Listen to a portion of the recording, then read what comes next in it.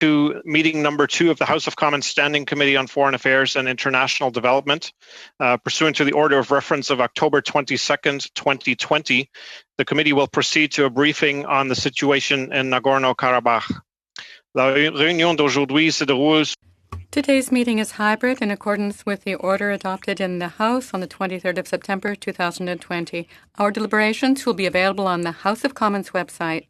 For your information, this web broadcast will always show the person speaking, not the committee as a whole. Meeting, I would like to outline briefly a few rules to follow. Members and witnesses may speak in the official language of their choice. Interpretation services are available for this meeting. You have the choice at the bottom of your screen of either Floor, English, or French. Les députés qui participent. Members attending in person must proceed as they would normally were all members of the committee meeting in person in a committee room. Keep in mind the Board of Internal Economy's directives regarding the wearing of a mask, as well as all health protocols. Speaking, please wait until I recognize you by name. If you are on the video conference, please click on the microphone icon to unmute yourself. Those in the room, your microphone will be controlled as normal by the Proceedings and Verification Officer. When you have 30 seconds remaining in your questioning time, I will signal you by holding up this yellow sheet of paper. When you're not speaking, your microphone should be on mute. And now I would like to welcome our witnesses from Global Affairs Canada. Nous avons avec nous Monsieur David Spruill. We have with us Mr. David Spruill, the Senior Arctic Official and Director General, Arctic Eurasian and European Affairs, as well as Shalini Anand, Acting Director General, Export Controls. To turn the floor over. Mr. Chair, just point of order. Seeing that we started 51 minutes late, could you tell us when the meeting will adjourn for our own benefit? Thank you. 5:45, Mr. Chung, if that's amenable. Unless somebody has really strict views to the contrary, I would propose that we go until 5:45 p.m. And Mr. Spruill, if we can turn the floor over to you now, please, for your remarks for up to 15 minutes. The floor is yours. Thank you, Chairman. I will provide a short overview of the situation in Nagorno-Karabakh. I am accompanied by my colleague, as you mentioned, Shalini Anand, and she will answer any questions that may come up with regard to export permits for the region. Nagorno-Karabakh is a historical flashpoint between Armenia and Azerbaijan. Nagorno-Karabakh was an autonomous region within Azerbaijan, Soviet Socialist Republic. The ethnic Armenian Karabakhis declared independence in 1991, triggering a 3-year war that pitted Azerbaijan against Karabakh separatists and Armenia, until a ceasefire was reached in May 1994. The war and the expulsion of Azerbaijanis from Armenia and 7 adjacent territories occupied by Armenia resulted in over 1 million refugees and internally displaced persons. Today, Nagorno-Karabakh and the 7 adjacent territories account for almost 14% of Azerbaijani territory. They remain occupied by Armenian and separatist forces. Instability in this region carries high risks of spillover that could involve Turkey, Russia, and Iran. The OSCE Minsk Group, co-chaired by France, Russia, and the United States, mediates the conflict, but progress has been minimal. Despite outbreaks of violence over the years, this has been largely a frozen conflict. The new outbreak of violence from September 27th appears to be the worst since the 1990s. Both Azerbaijan and Armenia accuse the other of causing the outbreak. The fighting has included the use of armor, air power, and artillery. Both sides have accused each other of recruiting foreign fighters, but these allegations remain difficult to verify. Fighting has continued both along and beyond the line of contact. Aggressive political rhetoric about the hostilities have come from both sides. The bombardment of cities has become a major characteristic of the conflict. The capital of Nagorno-Karabakh has been regularly bombed, while Armenia has launched missile attacks on major Azerbaijani cities. Civilian casualties continue to rise. All claims by either side remain extremely difficult to verify. 2 Russian-brokered ceasefires between Armenia and Azerbaijan have failed to take hold.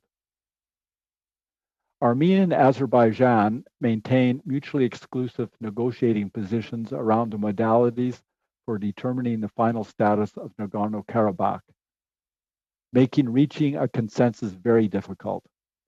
The return of 7 occupied territories surrounding Nagorno-Karabakh is particularly contentious. Armenia views the security of the corridor connecting the region to Armenia through 2 Armenian-controlled districts as vital for the broader security of Nagorno-Karabakh. Azerbaijan considers the return of occupied territories and the right of return for internally displaced persons as a condition for the beginning of normalization of relations. Azerbaijan has been facing domestic pressure to reach a peace settlement that would involve the return of lost territory. Smaller clashes earlier in July produced a groundswell of popular support for the war. While Armenia's 2018 Velvet Revolution brought about expectations of a reset in the peace process, this has not occurred and has fueled fears in Azerbaijan that no peace can be achieved through negotiation. Armenia has never recognized Nagorno-Karabakh, but Armenian Prime Minister Pashinyan has said this is now a possibility. Turkey is playing a strong role in support of Azerbaijan, who they consider a brethren nation. Such support is long-standing, with Turkey having closed its border with Armenia due to the conflict in 1993. Turkey and Azerbaijan conducted large joint military exercises in July 2020. However, Turkey has said it is not involved militarily in the current conflict and denied allegations that Turkish F-16s shot down an Armenian fighter jet. Despite its long-standing substantial political, economic, and military support for Armenia, Russia's public statements call on both sides to reduce tensions. Russia is actively mediating and now has brokered 2 ceasefires. On October 21st, Russia hosted both foreign ministers for bilateral talks. Russia is the largest supplier of military equipment to both Armenia and Azerbaijan, and around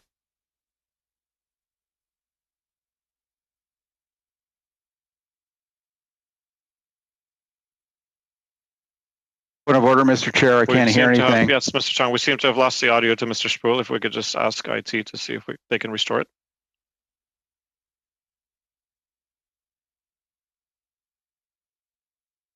Yeah, I lost it after bilateral talks. Russia hosted both foreign ministers for bilateral talks. The next part is missing. Same here, Mr. Harris. IT, let's turn it over to you to see if it can be restored.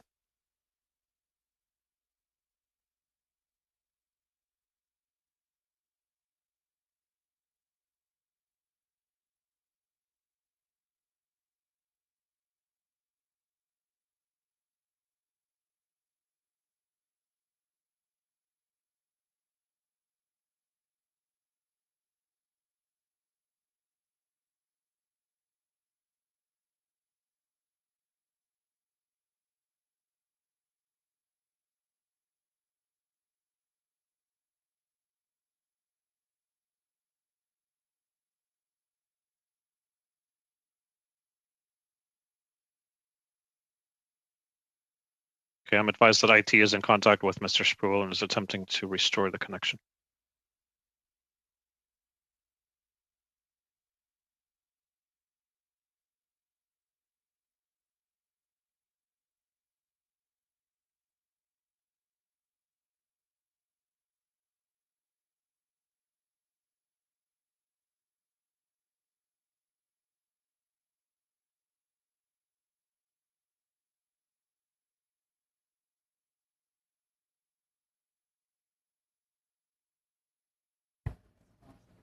Mr. Chair, could you please confirm that we're suspended? We are. Do we need a formal motion? I'm in your hands on. My understanding is that we're suspended until the connection has been restored, or we're advised otherwise. If the connection cannot be restored, we will have to adjourn and reschedule for potentially another opportunity.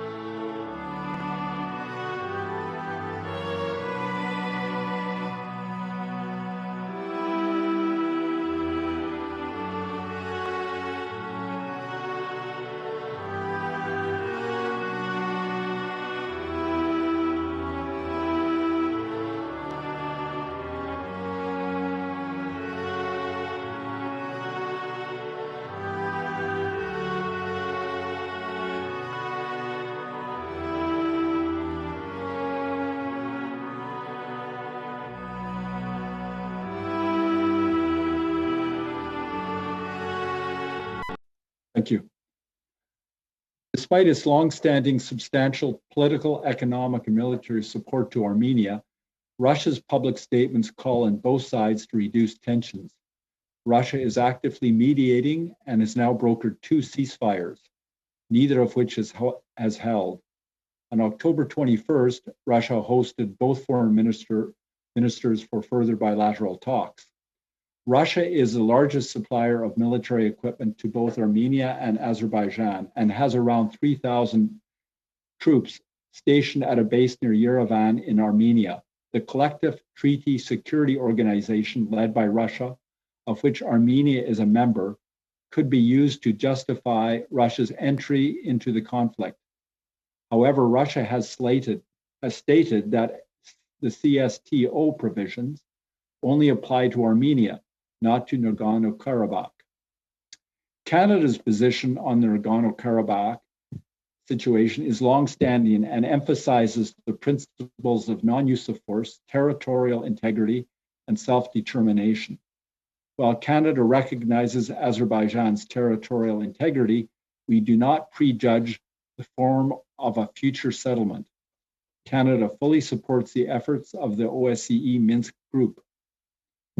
Minister Champagne and UK Foreign Minister Raab issued joint statements on September 29th and October 5th, condemning the violence and calling for a peaceful negotiated resolution through the framework provided by the OSCE's Minsk process.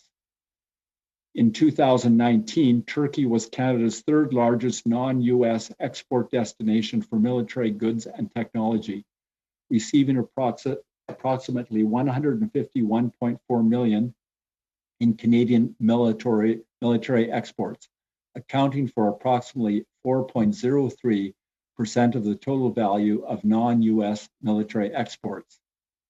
In the case of Armenia, under the same period, export of military goods and technology from Canada were minimal, totaling only $1,453.20.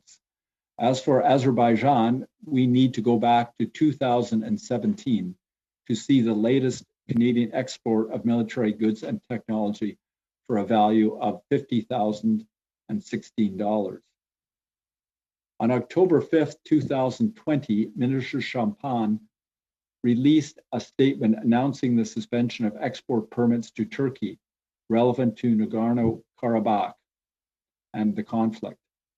This decision followed various allegations of the possible export to Azerbaijan of Turkish drones with Canadian components, and reports that these drones may have been used in combat operations. Canadian officials are currently investigating these allegations, and the suspension will allow time to further assess the situation. Global Affairs Canada has formed the Canadian companies whose permits have been suspended. Thank you, Chair.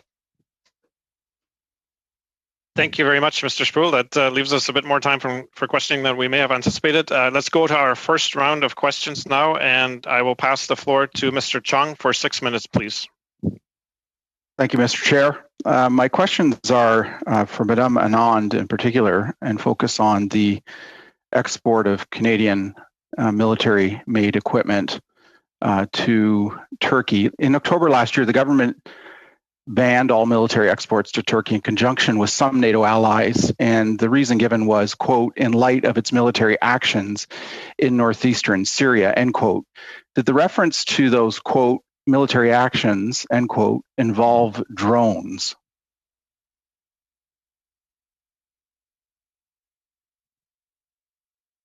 Can you hear me? Yes, I can. All right. Just to a small point of clarification. In October, actually on October 11th, 2019, Canada put into place a suspension on the issuance of all new exports. That's right. And so what I'm wondering is, did that suspension, did that reason include drones being used inappropriately by Turkey? The reason for the suspension at the time was because of Turkey's incursion into northeastern Syria. I understand that, but did that incursion involve the use of drones at the time? I'm sorry, I'm not aware if that specific incursion. In April, the government, I have a limited amount of time, so I just want to get through a series of questions. In last April, the government created an exemption for Category 2 military exports. Why is that? So in April, on April 16th, we lifted the full suspension for the That's right. Why was that done? Okay. Why was that action taken? Well, that action was taken, and Canada is very much in line with our other European allies on this. Well, so that action was taken to focus in restrictions on Group 2 munitions and military items that could be sent to Turkey ultimately via. Yeah, I understand that, but why was that decision taken? The decision was taken so as to not restrict the exports. Okay, understood. Of all export control items to Turkey. There have been reports that Turkey has used these drones against the Kurds, the PKK in Turkey proper, against the YPG in Syria, in Iraq, and may have possibly diverted these drones to Libya. There needs to be a risk assessment that Global Affairs has done. What was the conclusion of the risk assessment analysis regarding the purpose for which the Westcam Industries proposed to export these targeting systems to Turkey? What was the conclusion of that risk assessment? Okay, and just yes, sorry to interrupt. So just to clarify, there is possible allegations of Canadian technology on the drones. Canada is not responsible. Yeah, no. What I'm saying is, no. To be clear, seven targeting systems were exported by a company in Burlington, Ontario, to Turkey, to Baykar. We know that. At least 2 export permits were issued to do that. What was the analysis, the risk assessment analysis conclusion in granting these export permits? Was that risk assessment done? And if so, what was its conclusion? So we always undertake a full risk assessment. Yeah, I understand that. But what was the conclusion of it? So the conclusion of risk assessments when the permits are issued is ultimately that there are not substantial risks. Since the Arms Trade Treaty has come into effect in so in this particular, I only have 2 minutes left, but in this particular case, then GAC agreed that and concluded in its risk assessment that it was appropriate for these export permits to be granted. Is that what you're telling us? I think what's important to keep in mind is that the allegations that you mentioned earlier were presently in the process of investigating. I haven't made any allegations. I've just said that there have been 7 targeting systems exported from Burlington, Ontario to Turkey. I haven't made any mention of these ending up in the conflict zone. I've simply asked if GAC's analysis concluded that the approval of these export permits was appropriate in the circumstances.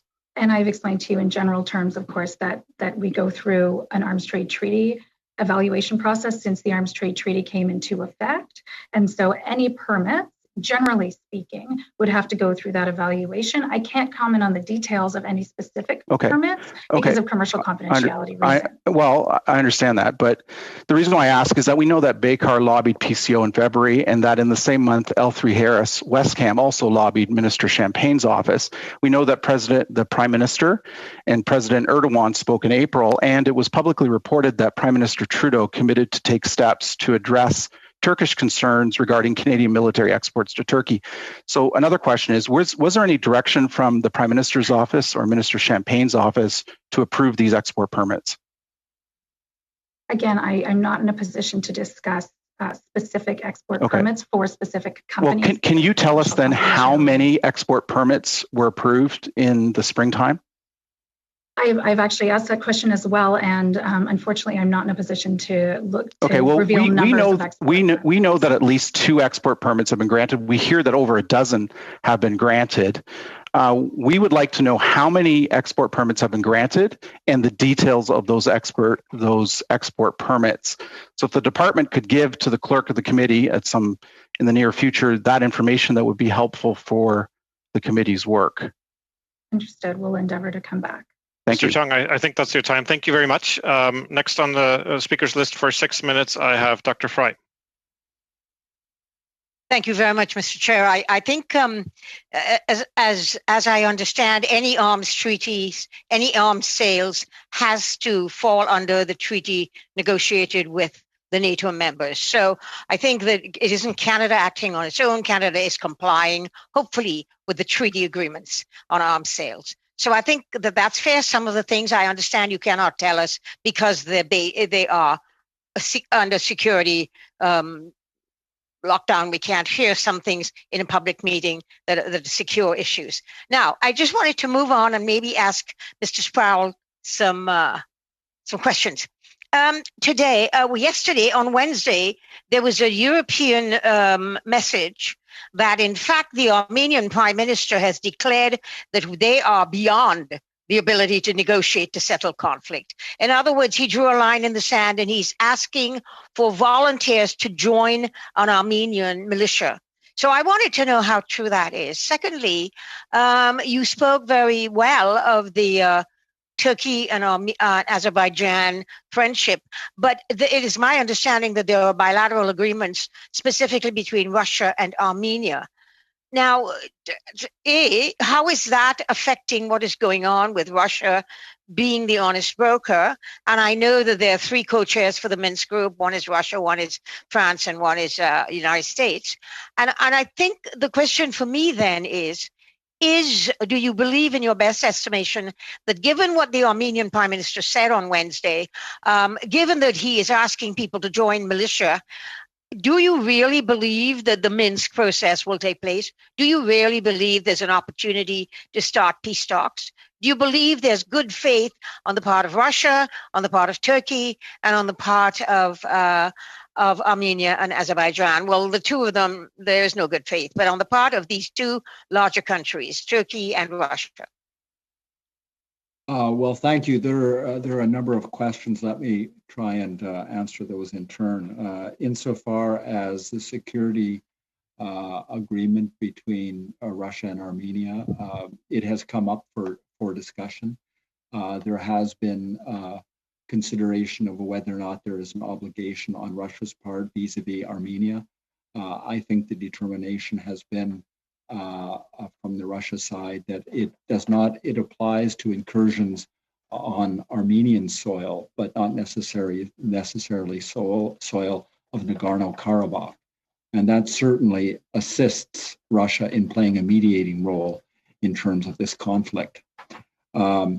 Insofar as the question about is there any reasonable chance for the OSCE Minsk process to work, there was some progress last year. In March, there was an agreement. There was a meeting of the chairs of the group, and then again in June, following from that, at the foreign ministers level, there was an agreement that there should be a return of prisoners as a result of the fighting that had gone on. The OSCE group has met on many occasions over the years.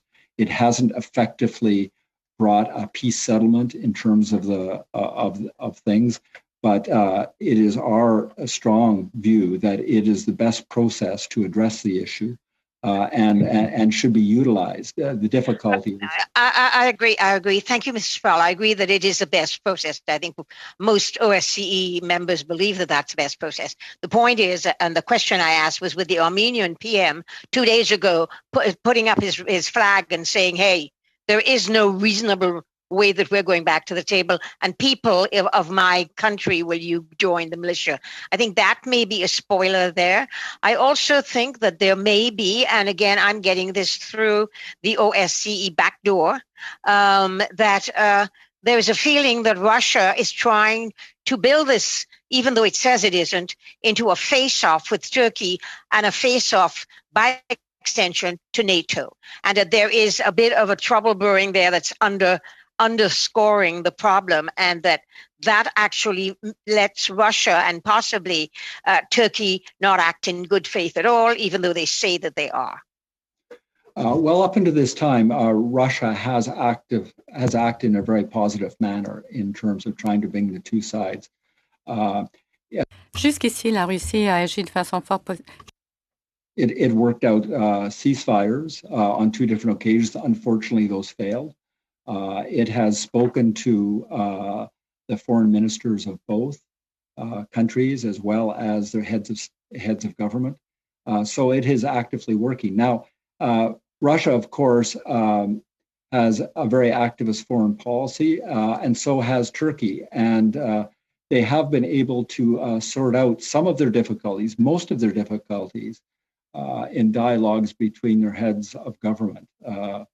Erdogan and Mr. Putin. And an example of that has been some of the tensions that arose when both were present in Idlib in northeast Syria some months back. So we are supportive of any efforts that are undergoing to undertake mediation with a view to a possible settlement of the problem. But we will also strongly support the established mechanism that has been in place for some time and is readily available to both sides. Thank you very much, Mr. Sproul. Prochain sur la liste, Monsieur Bergeron, la parole est... Mr. Bergeron, over to you for 6 minutes. Thank you, Chair. In your introductory remarks, Mr. Sproul, you stated that it's difficult to verify allegations of presence of Syrian mercenaries. But Emmanuel Macron has accused Turkey of having allowed for Syrian jihad actors going into the area, Nagorno-Karabakh. And others have spoken of these Syrian mercenaries paid by Turkey. So if the president of France has said something this clear, and the Syrian observers of human rights have also said something that clear, why is it that we still say that it's difficult to tell whether these allegations are true? Are there any relationships between Canadian information services and the French information services?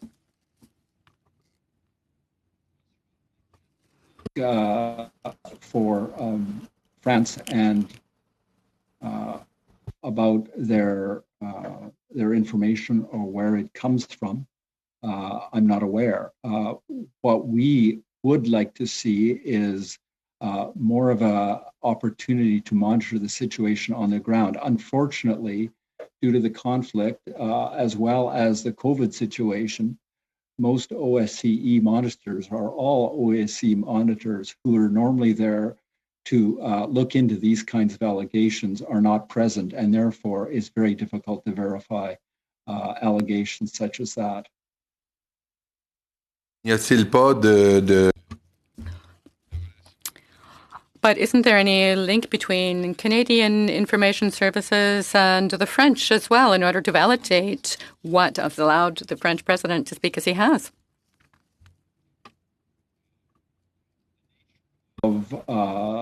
And source of the information that France has received and their willingness or ability to share information such as that, I'm not aware of what has been done or what could be done in that regard. As I said, for this conflict, we have relied heavily on the mechanism that's been in place, independent monitoring of the situation on the part of the OSCE. Oui, mais je vous signale justement que la France est l'un des... Yes, but France is one of the co-chairs at present of the OSCE Minsk group, which is supposed in trying to find a solution to the conflict. Speaking of the conflict, doesn't this look like something that we could have foreseen? For example, first, Azerbaijan has always opposed any border surveillance and any international control of border surveillance. And another point, at the end of June,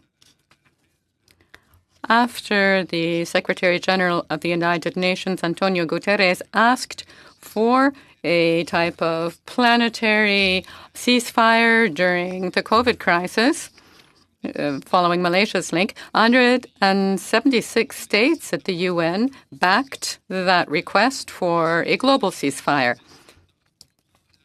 And those 170 states include Armenia, but not Azerbaijan. As though Azerbaijan did not want to undertake to avoid further conflict,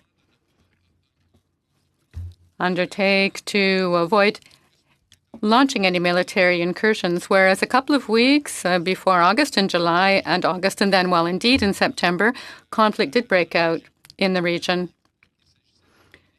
So don't you think this is something that we could have foreseen based on the information I've just given you? Canada has actively encouraged both sides to step back from the conflict and implement ceasefires. So far, it has not been successful. Insofar as the question you ask about verification of the allegations of foreign fighters, I'm not aware that the other two members of chairs of the Minsk group have confirmed or have commented on the presence of foreign fighters. To my knowledge, it has been France alone. Le Canada a suspendu. Canada has suspended, that's been mentioned, the export of sensors used in Turkish drones. Turkey, says we may have double standards in as much as that we continue to export armored material to Yemen, for example. So why are we suspending arms exports to Turkey, but we're continuing to export to Saudi Arabia?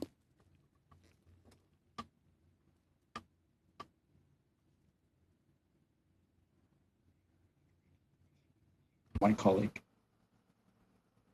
Celui des deux qui sera en mesure d'y répondre. To whichever of the two of you is able to answer. Mr. Bergeron? The next round. Your time is up. Mr. Harris, 6 minutes, sir. The floor is yours. Thank you, Chair. Firstly, to the witness regarding the export of military goods, the export permits granting the export of trade to Turkey, the conditions, are there conditions were related to third-party brokerage contained in those export permits as required by the Arms Trade Treaty?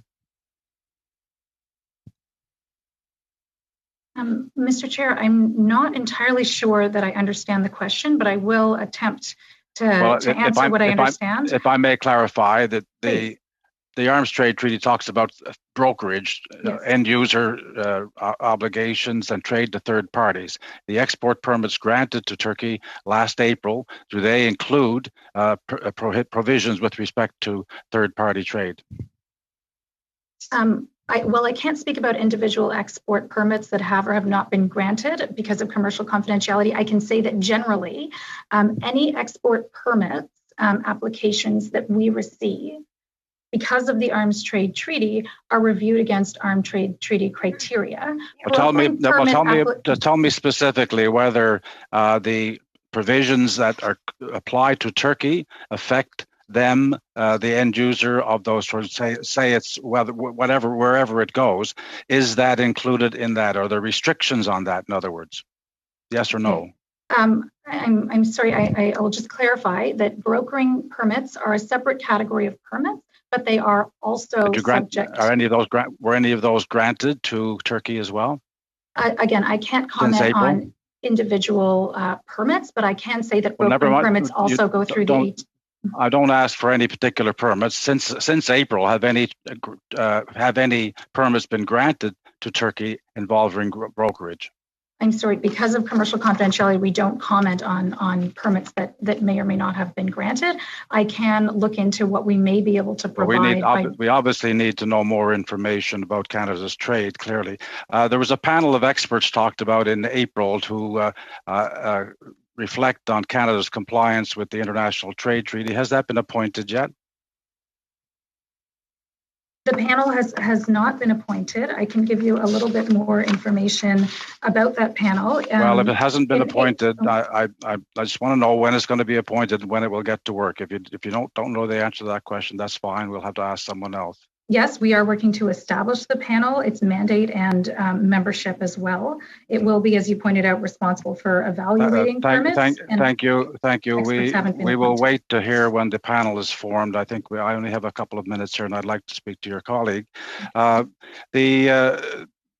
This war that's now in ceasefire since 1994 with some breakouts continues, and there appears at this point not to be an end in sight, although the Minsk group, which you talked about in 2009, actually had a set of principles that appeared to be agreed upon in the sense that it was a statement saying, and that these are called the Madrid principles, 6 principles for a resolution, and the then chair countries asked the presidents to resolve the few remaining differences between them and finalize their arrangement on these basic principles.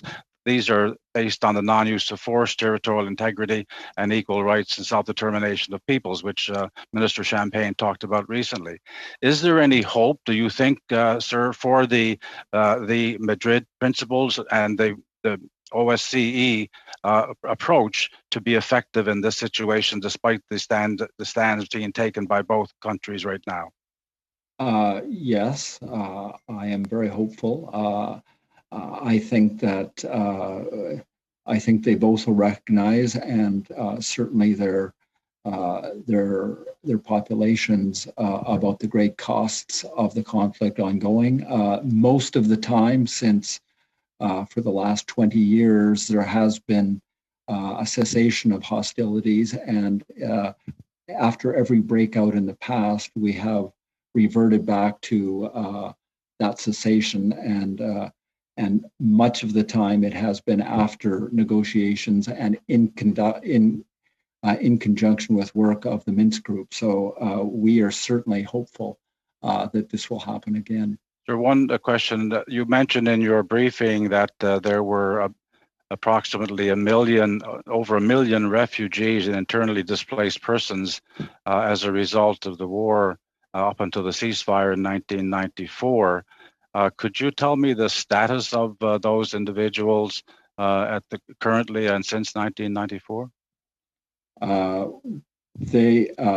Some have remained separated from where they were, but by and large, most of the Azerbaijani internally displaced and refugees have not returned to their homes. And I've heard the number somewhere in the range of 700,000 or 800,000. Is that correct? Yes, I've heard those kinds of ranges myself. Well, I see I have 30 seconds left. Thank you, Chair, for reminding me of that. And I guess I can ask whether or not what action do you think Canada should? What action can Canada take as a result of Mr. Champagne's visit to Europe? He met with the NATO, he met with officials, he met with the Minsk group people. Is there anything that can be offered now and by way of progress from that trip? Very briefly, Mr. Sproul, and then Mr. Harris may have a chance to go back in the next round. Well, Canada is actively consulting and working with those who are directly involved, mostly via the Minsk group chairs plus the larger committee, and in an effort to use that mechanism to bring pressure on the two sides. Thank you very much, Mr. Sproul. We'll have to go to our next round of speakers now. This is starts off with 5-minute rounds. I will pass the floor to Mr. Diot. Yeah, this is for Ms. Anand.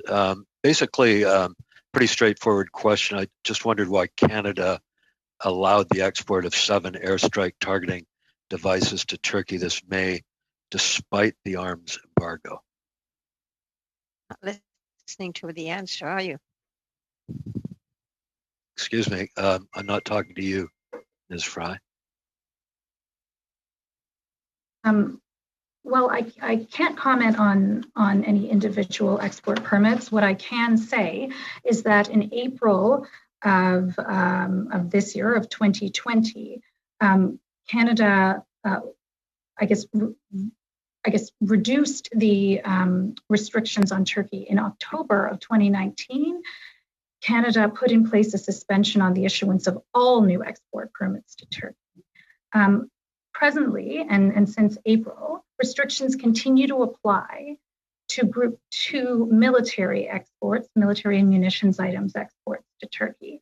However, we are considering on a case-by-case basis whether there are exceptional circumstances, including, for example, but not limited to NATO cooperation programs that may justify the issuance of a Group 2 export permit.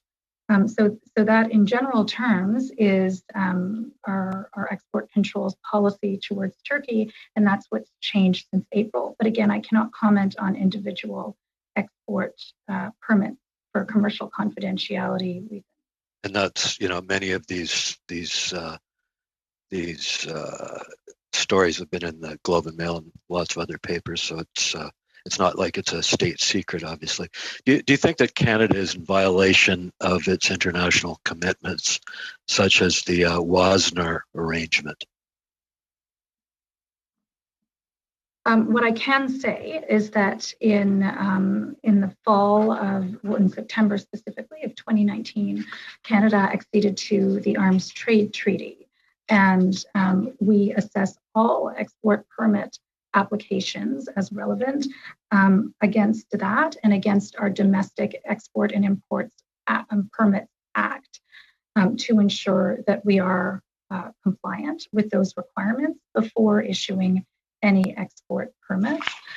We are a member, as you noted, of a number of multilateral export controls regimes, and the regulatory framework that we have in place, as well as the process to assess each of these permits, is in line with those multilateral export controls regimes, including the Wassenaar arrangement you mentioned. Right now, there's a report that at least one Canadian citizen has been killed in the recent conflict. I'm wondering how many, to either of you, how many Canadians are currently in the conflict zone, and what if any plans are being arranged to evacuate them? If I may respond, we're not aware of Canadians in the conflict zone. No names have been brought to our attention, or have we received information to that effect at this time. Whereabouts are you getting your information? Is there kind of a network out there? What's your main source of information on such things? Well, in consular cases, usually families, friends, relatives, contacts report if one of their friends or loved ones are involved in a difficult situation requiring Canadian assistance.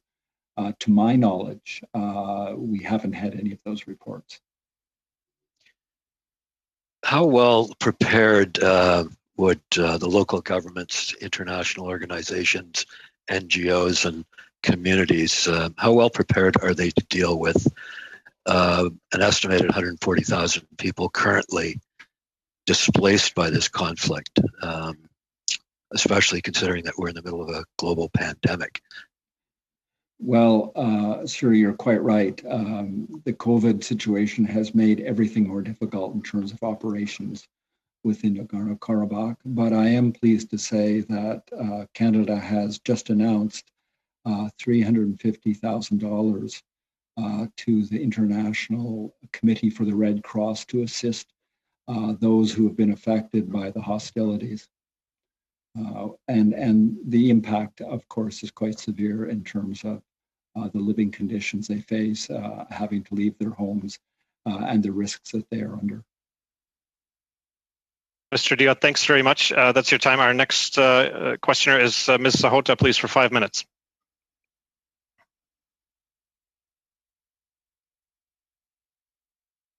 Sorry, I forgot to unmute there. I wanted to carry on with the conversation that has been started by Mr. Harris and Mr. Diot about displaced people. I was quite, the number that you had stated earlier, Mr. Harris had stated, and you agreed to, the 700 to 800,000 people seems quite large. How many how many do you think currently have been affected or displaced with the tensions that have risen in the last little while? Well, yes, just to clarify, the figures that I discussed with your colleague had to do with overall since the outbreak of the conflict in the early 90s. 90s, yeah. Yes, it's a total amount. We do not have a good feel for how many have been displaced as a result of the recent outbreak of hostilities. It could be in the tens of thousands. It's not clear. Again, we're really handicapped by the fact that we don't have the usual kinds of monitors within Nagorno-Karabakh who could assist in giving us a better estimate. Who were the usual monitors before this? What organizations were you receiving information from, or international groups? Primarily the OSCE, and then other humanitarian organizations who are present, who we keep up close liaison with to exchange information of this nature. Okay. And of course, we also welcome any independent media coverage that goes on, which can undertake reporting on the situation. The funding that Canada has provided, the $350,000, you said, to the International Committee of Red Cross. What kind of access does Red Cross have? What exactly are those funds going to be devoted to? I think the usual kind of humanitarian assistance in a crisis like this. I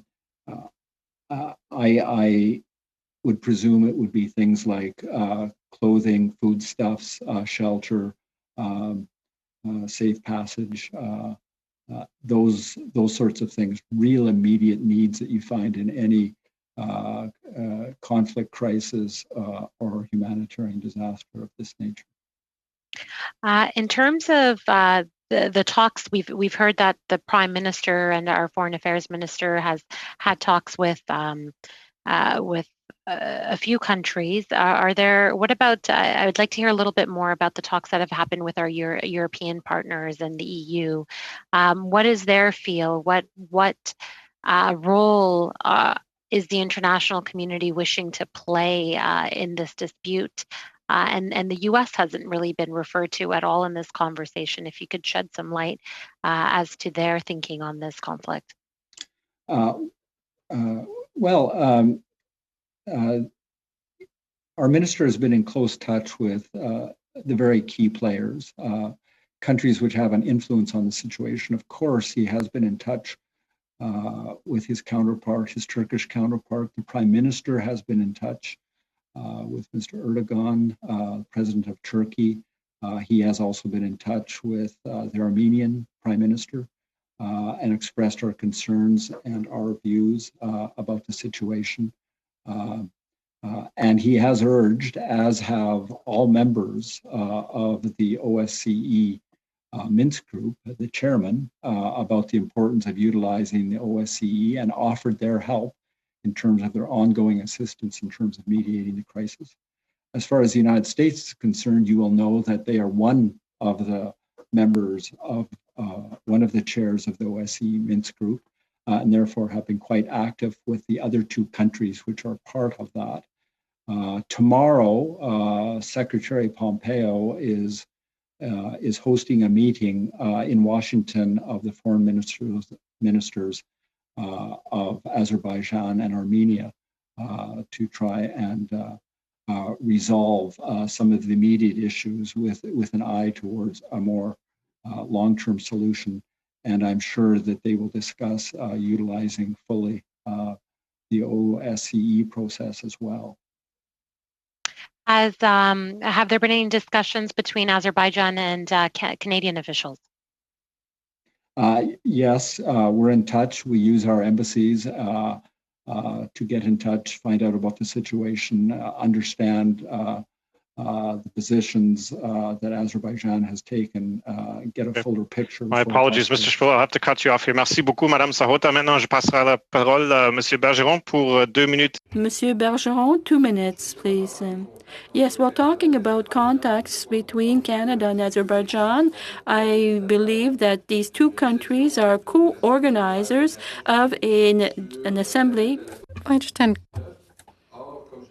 Je faisais référence tout à l'heure. I was referring earlier to a certain number of countries, 170 in total, which responded to the call of the Secretary General of the UN to bring in a worldwide ceasefire to declare this. This is an initiative going back to June, so before the hostilities broke out again. Oddly, Azerbaijan is not among the countries to have supported this initiative launched by Malaysia and organized by the UN. So given the conflict now underway, isn't it somewhat embarrassing to have Canada associate with one of the parties to the conflict and speaking to them about the pandemic, while Azerbaijan didn't want to join in this global ceasefire?